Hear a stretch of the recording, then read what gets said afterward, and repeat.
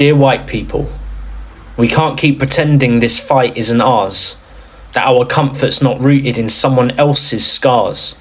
Posting and tweeting, that's just the start, but it's hollow if it doesn't move the heart.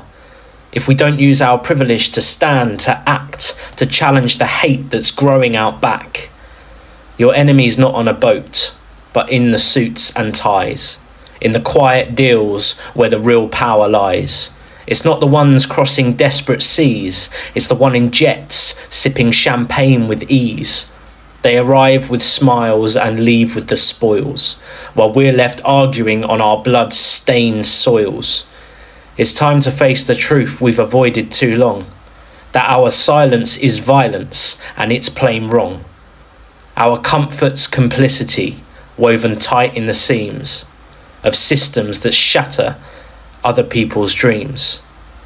We've stood back too long, watched the world burn, thinking it's not our house, that it's not our concern, but the flames are licking at your own front door, and denial won't save us anymore. This isn't a choice we can opt out of. It's a call to stand up, to push back with love. So dear white people, the time is now. To step out of the shadows, to take a vow, to stand for justice, for truth, for light, to be the allies who finally get it right. Ooh.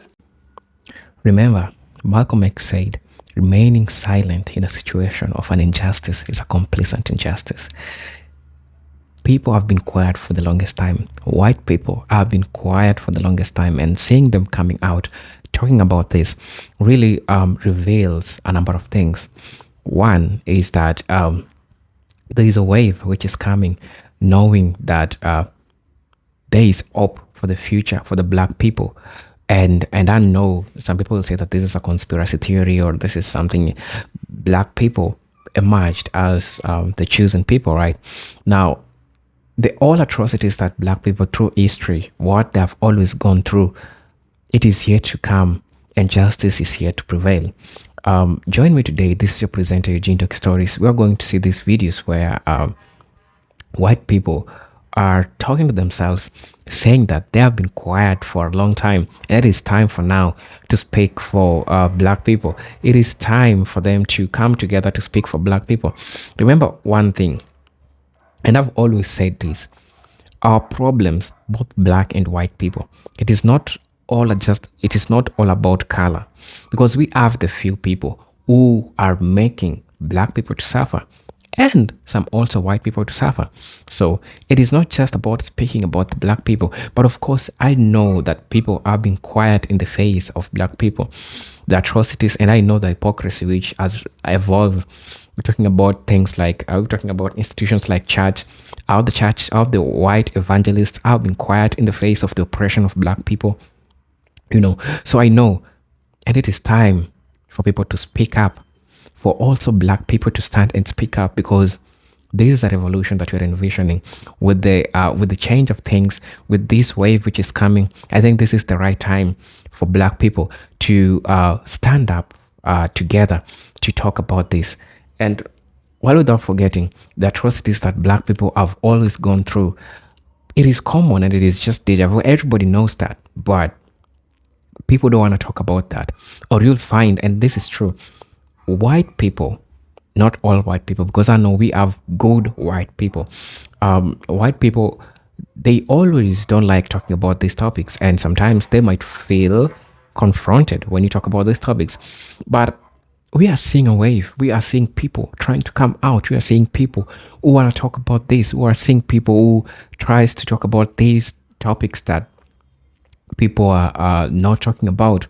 And it is time that I feel like things which have been happening in the black community, most of the problem is that people know, or people knew the solution. Even black people amongst themselves, they knew the solution, but they never talked about this.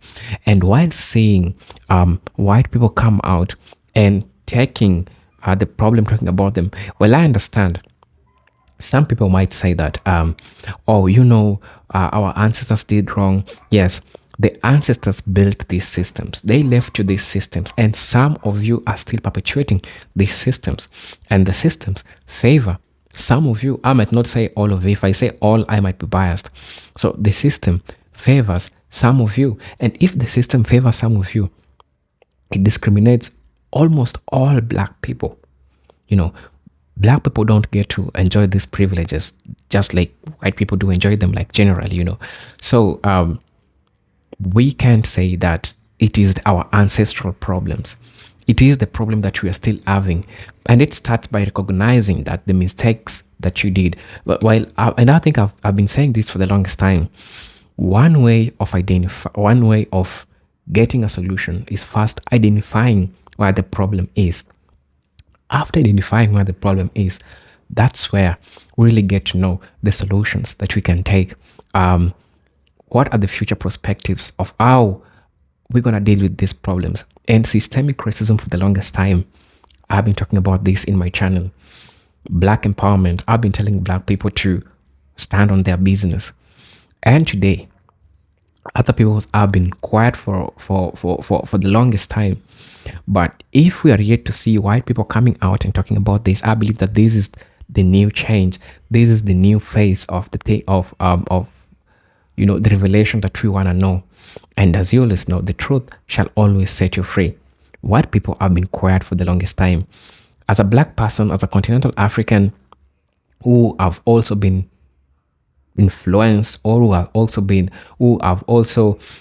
affected by the effects of colonialism, still by the same white people, you'll say that it's your ancestors, but the effect still lives with even continental Africans back at home, right? So going back to the United States, looking at how people have been quiet to the systemic issues which have been happening to the black community. And if you want to see that we are envisioning a new dawn, look what happened to Sonia Massey. You can see white people came out and talked about this largely. And this video is not about Sonia Massey. This is just people who are admitting that they made some problems in the past. Their ancestors made the problems in the past, and the problems sustained them. They enjoyed the privileges of the problem that their ancestors created. But now it is the time to right the wrongs. So join me today. This is your presenter Eugene Doc Stories, as we'll be watching this video, and I hope that these videos are educational. You get to see the perspective of these white people. Dear white people, it is time for you to speak for the people from the black community. It is time for you to not remain silent, because remaining silent is a complacent injustice. You're doing an injustice for not speaking up. So I don't want to say much. I've talked a lot in the introductory part. I want us to watch this video, and then we'll come back, have a discussion about this. This is the longest introduction I've ever done, because I feel like I need to let this out. Well, I don't want to say much. Hey, so I got called a race traitor by an old school friend the other day, which is an interesting experience if it's ever happened to you. For context, I grew up in South Africa, so my old school friend is one of the guys from my school who remained in South Africa. And I was talking about the necessity to be anti-racist, not just not racist. And his assertion back was, we are now oppressed by reverse racism, and you should be proud to be white. I'm proud to be a white man. And I've got two things to say about this, really. The first is, how the fuck can you be proud of something that you had absolutely nothing to do with? It's like being proud of being tall or proud of having brown eyes. You had nothing to do with it. There's no pride involved in that, particularly because as a white man, you've never suffered from any disadvantage that you've had to overcome due to your race or your gender. And therefore, to be a proud white man is utterly nonsensical, because there's no achievement in what you've done. And I'll come back to the South African context in a second. But as an aside, I wanted to say a person is perfectly capable of being a proud black man, because to step out into the world as a black man, for example, amongst other races, requires the overcoming of systemic disadvantages. So you have achieved something by living out loud as a black man. And so saying I'm a proud black man means something. Saying I'm a proud white man in the Western world is a meaningless and rather stupid and delusional thing to say. But I said I'd come back to the South Africa thing because I think it's important. because there are many, many white people there who say that they are now the oppressed, that they are now suffering from reverse racism. And I say that's nonsense. For decades and decades, the white people of South Africa were the oppressors, particularly, of course, under the apartheid regime. But since the 1994 election and majority government in a truly democratic South Africa, whites have not been oppressed in return for their original oppression. They have simply had their advantages taken away. It's not the same thing. I think many white South Africans, particularly English-speaking ones, are completely ignorant of the fact that the reason there was such a low unemployment rate amongst whites in South Africa was that thousands and thousands and thousands of non-jobs were created by the state in the quangos, like the railways, the post office, the army, the police, the power grid, where often there were 5 people doing the job of 1. It was basically protected employment for whites who were otherwise unemployable. So when all of that ended, is it any surprise that that advantage disappeared? A lot to unpack here. At first, I had no intention of responding to this comment. And then I thought this could be a good opportunity to call in my fellow white people. Let's have a chat. My expectations aren't high, but I hope that you choose to stick around with an open heart, mind, and ears. No one on the face of this planet has ever asked you or I to apologize for the color of our skin. We didn't request to be born with white skin. We didn't own enslaved peoples. We didn't create a white supremacist world. But guess who did? Our ancestors, our people. And it's a world that we benefit from, not because we're exceptional, not because we were born inherently better than somebody who has darker complexion, but solely because we were born into a world that puts whiteness on a pedestal. In the same way that Black, Indigenous, and other people of color did not request to be born into a world that oppresses them solely because of the color of their skin. Therefore, it is our jobs to both disrupt and dismantle those systems. Imagine with me for a second a world where white people came to this realization together. And instead of getting defensive when someone brings up that something we have said or done is racist or harmful to their community, that instead of centering ourselves in literally everything, we actually just stepped back and listened, that instead of pretending like we have been told to feel sorry for the color of our skin, that we instead had a fire lit inside of us. And we said, you know what? You didn't create this world that we live in. I didn't create this system in this world that we live in. Dismantle it together. Just imagine what we could accomplish. Unfortunately, that might be a pipe dream, because instead what we do is ignore, deflect, make excuses, and uphold white supremacy because it benefits us. So no, I'm not gonna apologize for being white, but what I will do is use that whiteness, use that leverage to help tear this shit down, because I'm tired. Black people are tired. Indigenous people are tired.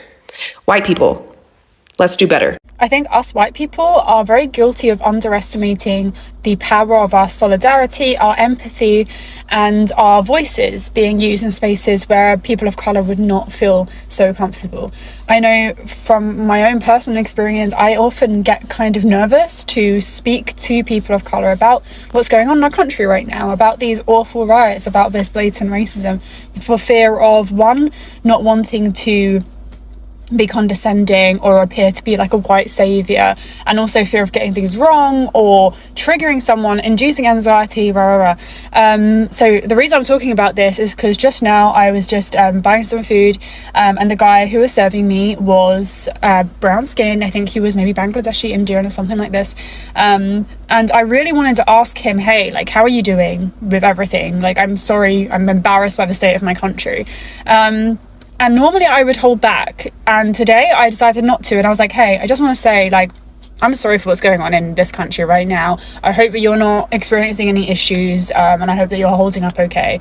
And he was like, thank you so much for asking. And he was like, you're the first white person that's even addressed this to me. Even my friends seem to be kind of avoiding the topic because it seems taboo in some way. If it's uncomfortable for us to approach people of colour and be like, hey, like, this is awful what's happening, imagine how uncomfortable it is to be a person of colour and not hear any of your white friends talking about it, not having any of your white friends checking in on you and being like, hey, how are you holding up? How can I support you?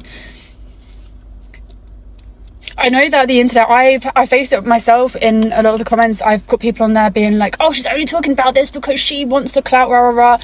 Like, oh my God, just ignore people like that. Any thoughts of that coming into your brain, whether it's from other people or from yourself, I don't think we should be scared of being allies. And I think that this whole like white savior and this, what do they call it? Virtue signaling. I think, don't get me wrong, it exists. But I think so often those terms are used to just silence people and to stop people from showing solidarity. And right now it is more important than ever to show solidarity to people who need it most, the ones who are being oppressed, the ones who are potential targets of this far right racism and bigotry. So any people of colour who have any thoughts on this, obviously please tell me like how we can best be allies for you. Don't want to put that label onto you, but also you guys are going to understand more how people like me can help. So keep fighting the good fight, everyone. Let's smash these racists, figuratively, definitely not literally. And protest. This Saturday there's a national protest, UK-wide. I'm going to be attending the one in London, so please, if you can, show your faces, show your solidarity, show your support. Let's drown. While we are envisioning these things are happening, while we are seeing white people coming out talking about these problems, it is amongst ourselves to also brace ourselves the things that we are doing against we black people, against ourselves. In as much as, and allow me just to call you out in this video, including we Africans, it is something that we've been doing to amongst ourselves. We have businesses, we don't support our friends' businesses, we don't buy in our friends' shop, we don't support our own, and that's a problem that we've been dealing with, we as black people. We have the potential, we as black people, but we are not in solidarity, we are not in unity, and that's the missing part, or that's the missing link that we black people, the problem that you're facing.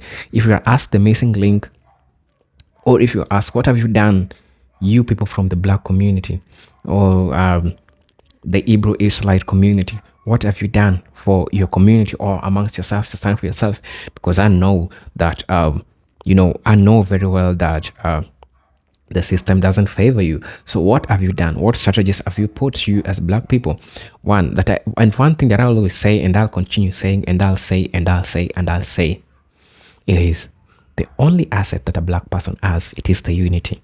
The unity that the black person has, that's the only asset that we could use in the face of oppression. That's the only asset that we could use to thrive, to grow, to be in a competitive world. If black people could just say that we are going to promote our own people, and this is not about discrimination, because this is the stronghold that black people have. The system doesn't favor us. What if we be our brother's keeper? What if we be our sister's keeper? What if we look out for each other? What if we care about each other, we as black people? And I'm not saying that now turn a blind eye to white people. No, I'm not saying that. This is just black to black development. It has nothing to do with hate. It has nothing to do with not considering white people. Well, I know we have white people who have supported black people, who have stood with black people, who have always been advocating for equality, because the systemic racism, we have disparities in income, we have educational disparities, amongst other things that black people have always faced. And not only in America, also in Africa. That's why our political leaders will always take their children, their kids outside African schools, take them to overseas schools. This shows how educational disparities that we can have. And most probably they don't go in black communities, they go in white dominated communities, they go in white schools. That's why you also find we have continental Africans who don't understand what their brothers and sisters, their Hebrew brothers and sisters are going through, So black is powerful. Unity is powerful. The only asset, and I'll say it again, the only asset that a black person has, it is the unity. If we find this missing link, the unity amongst we black people, that's the missing link. We have the greatest potential. We have shown having a higher GDP, just like the purchasing power of black people themselves. And you know this. The economic record shows that black people have a higher purchasing power. So this means that if we can pour our resources in black businesses, if we can pour our resources in black programs, and I'll say it again. I know we have white people who ask them the question, why are you always advocating for black people? Despite being black, you know very well the atrocities that black people have been going through. So the advocacy that I'm giving black people, it is just as a compensation, or it is just just like a token to tell you that you've suffered for the longest time, and now you know that we have other things that we can do to make us also thrive, or to make black people to also thrive in these places. And now that's what I had to say. And I know very well that white people have been quiet for the longest time. And if we see them talking, it is time for us to use that to our advantage. And the truth shall always set us free. As I always say, the truth shall always set us shall always set us free. And history will always judge. Well, this is your presenter, Eugene Took Stories. And if you're watching this video for the first time, I'll ask you to subscribe to the channel. I'll ask you to join my membership, join my Patreon. I'm here to give videos that I cannot give in this platform because of the YouTube policies, and I respect YouTube policies. I want you to save me here for the longest time, to continue providing you this content. I don't want to provide content that will make me clash with the policies. So in that case, I'm having a Patreon account which I'll be posting these videos exclusively, and I hope that you'll be there to envision, to see the truth, which are really, really important to the black community and to the world in general. So if you're watching this video for the first time and you've reached this point, I'll ask you to subscribe to the channel, join my membership, and really get to see what I can offer you. This is your presenter, Eugene Took Stories, and as you'll know, peace, love, and harmony.